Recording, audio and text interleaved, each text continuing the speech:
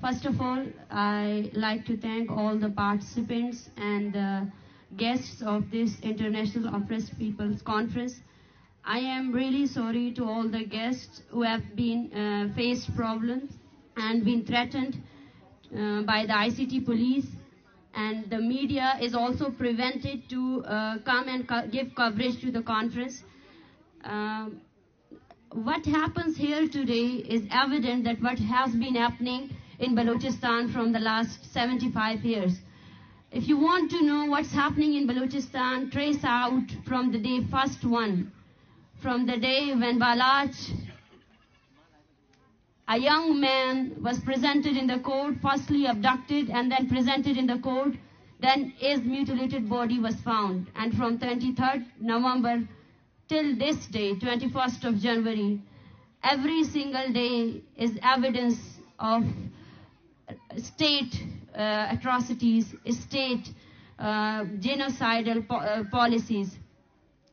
It would be not fair if I won't thank all of the participants and especially all of the male organizers and fellows of this movement who have been facing continuous threats. The police is threatening them in front of all of the cameras, and all the female organizers who have made this march happen. Thank you very much, and this movement is, the success of this movement is on you and on all of the mothers who have came from far-flung regions of Balochistan. Honorable guests, speakers, and participants, I sincerely appreciate you attending the International Oppressed People Conference today. Ladies and gentlemen, our gathering underscores a shared concern, the violation of fundamental human rights and the prevalence of state violence worldwide. While our focal point involves the challenges faced by the Baloch people, it also extends to a broader context, encapsulating all individuals who find themselves subject to oppression and brutality. Over the past 75 years, Balochistan has endured persistent conflict. Regrettably, the resolution of political issues has often been overshadowed by coercive measures, such as military interventions, enforced disappearances, extrajudicial killings, forced displacements, collective punishments, and limitations on freedom of expression. This persistent use of force and violence has left an enduring impact on the lives of nearly every citizen in Balochistan. In response to these challenges, the Baloch Executive Committee has spearheaded a movement that transcends regional boundaries. This movement serves as a beacon of hope for the Baloch people and source of inspiration for all the subjugated nations within this region. Our presence here today is wider than discussing Balochistan issues. Instead, it underscores the universal struggle against oppression. This conference seeks to cultivate shared understanding among oppressed nations globally and to initiate collaborative efforts at the international level to combat various forms of injustices. We firmly believe that the unity and harmony of oppressed nations worldwide are imperative. The strength of our collective voice lies in our ability to unite and stand together. With this common struggle, our voices can be heard in adversity. Today's conference is not a mere gathering, but a platform for the oppressed to stand united against injustices together. Together we can amplify our voices, advocate for universal respect and fairness, and create a world where human dignity is upheld for all. Honorable guests, I urge your undivided attention to convey our people's pain, sufferings, and voices to all of you. When we use the term Baloch genocide,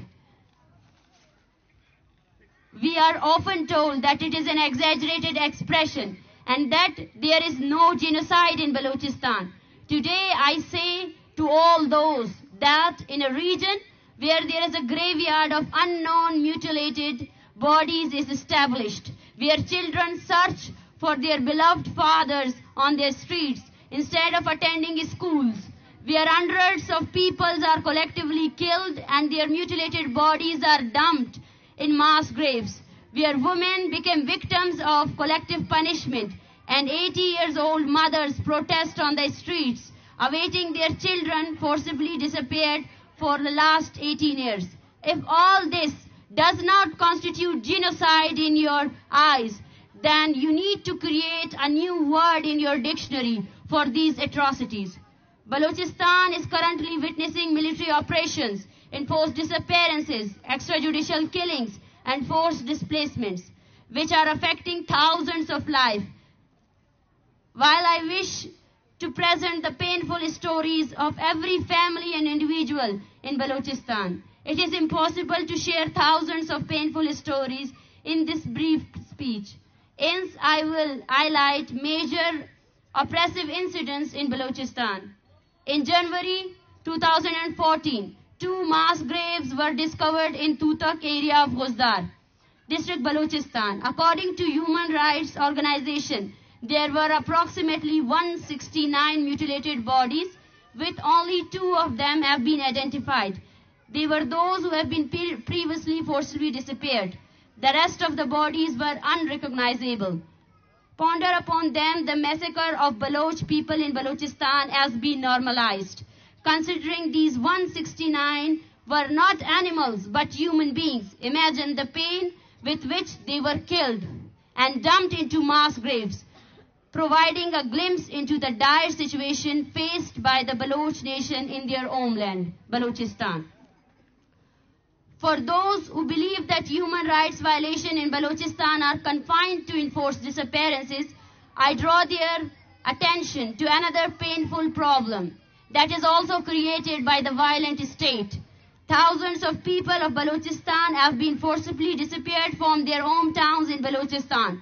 Forced displacement started after the military operations in 1973, but large scale of incidents escalated after 2005.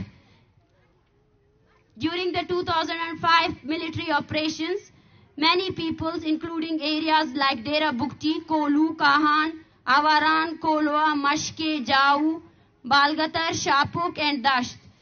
These forced displaced families are now living in the worst situation in different areas of Balochistan, including interior Sindh, Karachi, Iran, Afghanistan, and other regions. Sadly, no human rights organization has adequately addressed the plight of these thousands of peoples. In Balochistan, there are thousands of families whose family members have been enforcedly disappeared.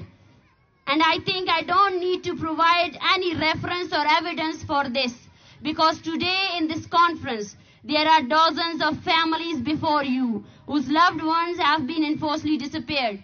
Many families present here have relatives who have been enforcedly disappeared for more than 15 or 20 years. Even today, the number of victims of forcibly disappear is in the thousands.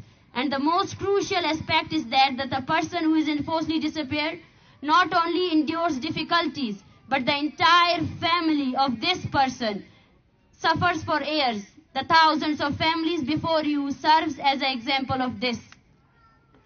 And they are witnesses of state barbarism. We traveled from Turbat to Islamabad to show you your state atrocities. And they will haunt you until you live there. They will haunt you. One day we will go to our homeland. But remember this, these women holding the pictures of their loved one will haunt you forever. That what you have done to their homeland, what you have given them in the name of your so-called developmental projects, in the name of your so-called state, what you have given them. Here in this conference, there are people whose loved ones were extrajudicially killed. Notably, figures like Mama Kadir Baloch, a senior human rights activist, experienced the extrajudicial killing of his son, Jalil Reiki, after his enforced disappearances. And also, there is Baloch's mother,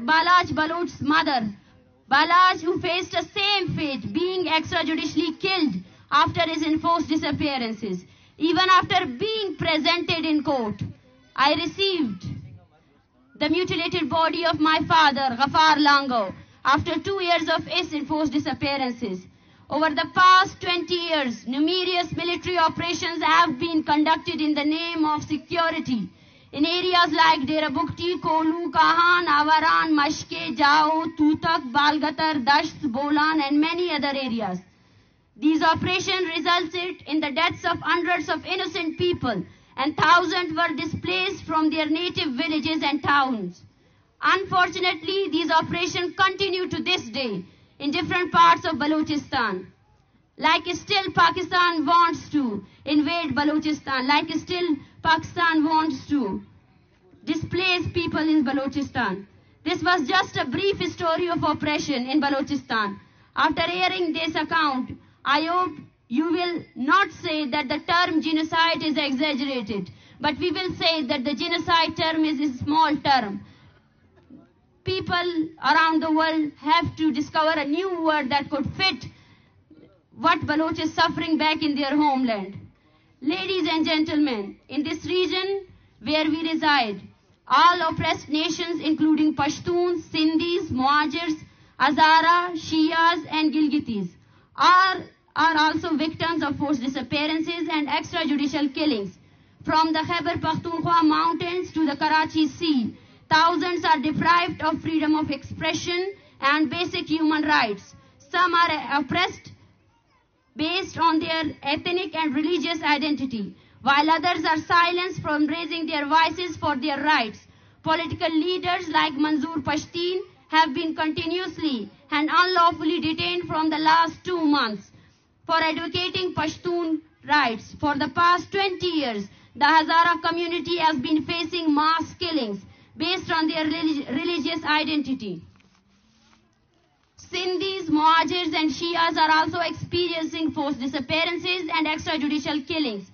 For decades, Hindu and Christians communities have been facing oppression based on their religious identities. Moreover, even the Punjab today, political activists and journalists have forcibly disappeared based on their political affiliations and freedom of expression. Yet today, we stand united with all the ongoing people's struggle in this region, whether it be the ongoing sit-in in Chaman or the ongoing protests in Gilgit-Baltistan. We stand in solidarity with Muajirs, Sindhis, Hazaras, Pashtuns, Shias, Hindus, Christians, and all oppressed communities and support their struggle. Moreover, today the people of Kurdistan, Palestine, Afghanistan, and many other oppressed communities are facing oppression. We stand with the subjugated peoples of the world, and today there is a need for coordination among the movement of oppressed people, and we hope for a joint struggle between the subjugated nations of the world. Respected women, I extend my heartfelt appreciation to the women who have played a significant role in the movement of oppressed nations globally, including the ongoing struggle against Baloch genocide.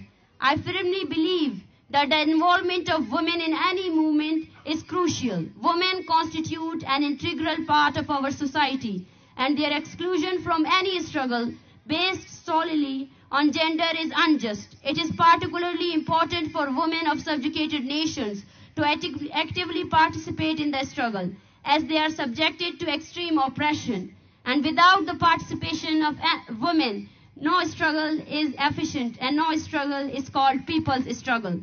The historic contribution of Baloch women in our ongoing long march against the Baloch genocide serves as an inspiration, not only for the women in our region, but for the women across oppressed nations worldwide. I emphasize the utmost importance of a collective effort among women from all nations, including Kurdish women. I believe establishing a channel and a common platform for communication and joint struggle is desirable and necessary.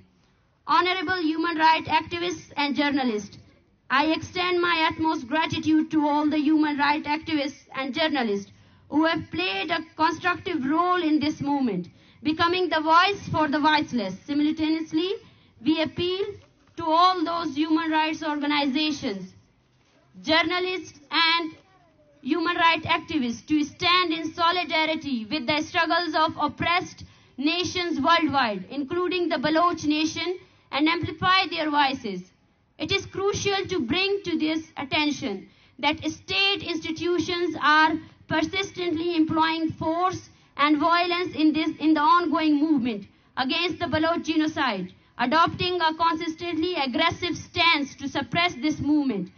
Despite these challenges, we remain steadfast, hoping to counter these violent attitudes with unwavering determination.